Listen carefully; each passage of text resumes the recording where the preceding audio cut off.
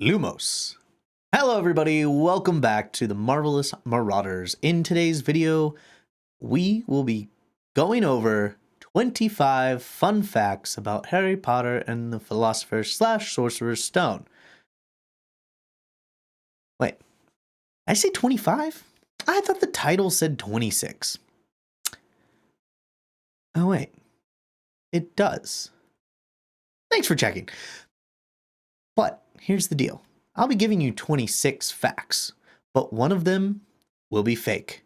So let's see if you can figure out which fact is false. Only the biggest of Harry Potter fans will be able to figure it out. Let me know in the comments which fact is fake, and let's get started.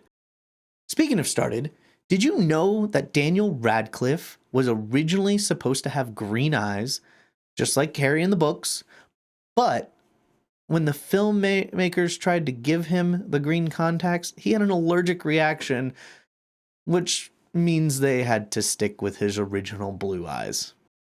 And while we're on the topic of looks, Emma Watson's first scene as Hermione featured fake buck teeth. But once again, she began speaking and they realized that she couldn't properly deliver her lines, so they just said, "We'll use your regular teeth." Now, let's talk about one of the most unforgettable characters in the series, Hagrid. To make him appear larger than life, Robbie Coltrane wore a special, oversized suit. But for wide shots, they used a 6'10" body double wearing a giant papier-mâché head of Robbie Coltrane himself. Speaking of larger than life performances, Richard Harris almost didn't accept a role as Dumbledore. He only agreed after his granddaughter begged him to take it. In fact, he hadn't even read the books before joining the cast. Now, let's talk about one of the most iconic settings, the Great Hall.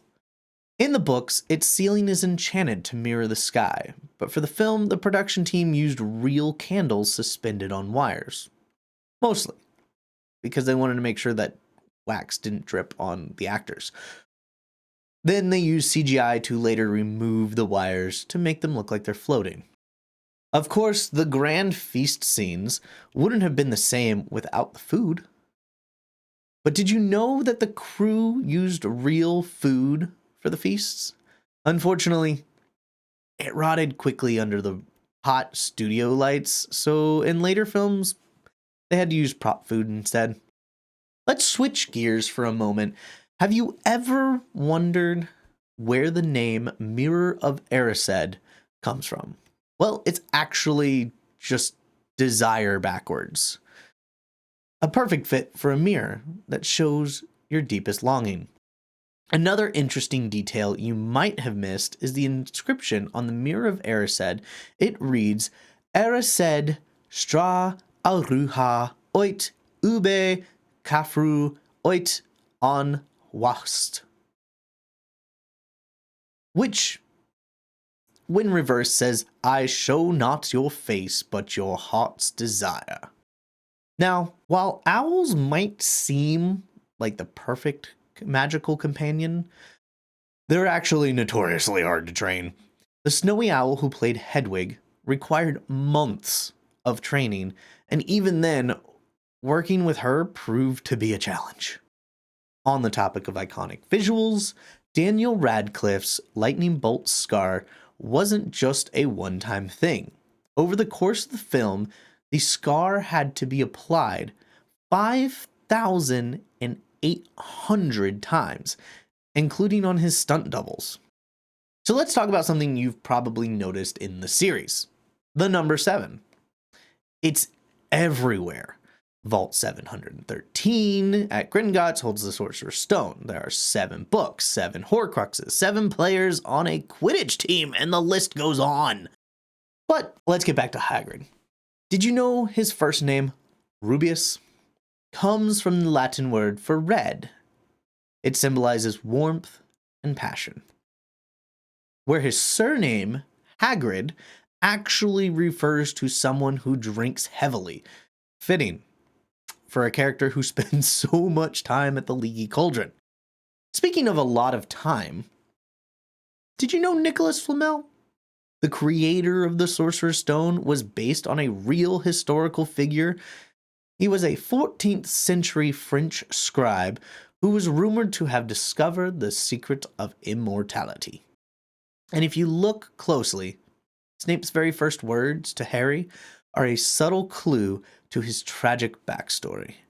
When he asks about asphodel and wormwood, two plants that symbolize grief and lost love, he's foreshadowing his feelings for Lily Potter.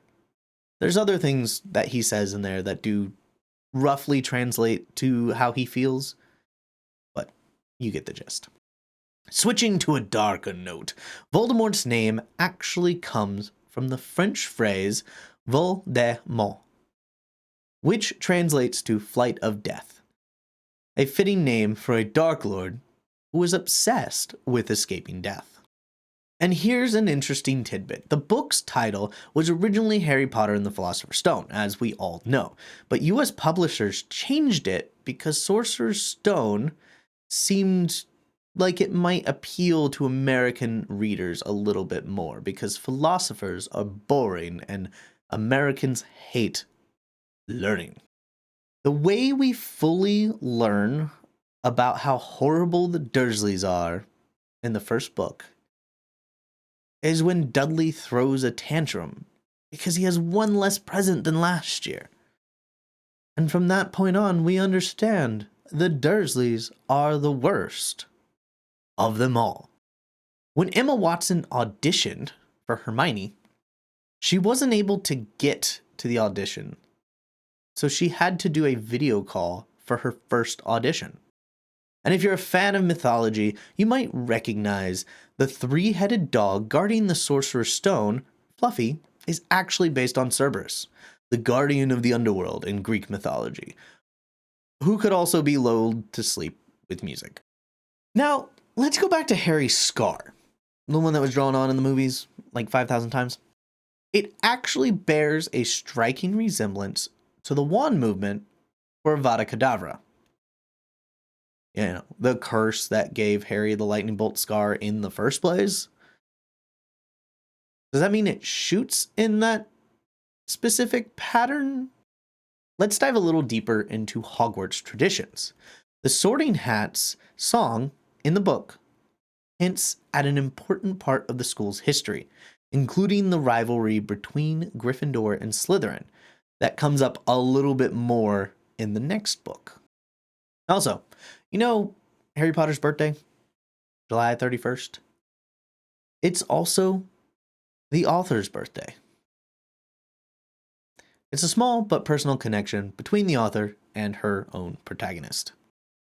Now, for some casting magic. Did you know that Robbie Coltrane as Hagrid, Alan Rickman as Snape, and Maggie Smith as Professor McGonagall, may they all rest in peace, were J.K. Rowling's first choices for those roles? Here's some Hogwarts wisdom for you. The school motto is Latin.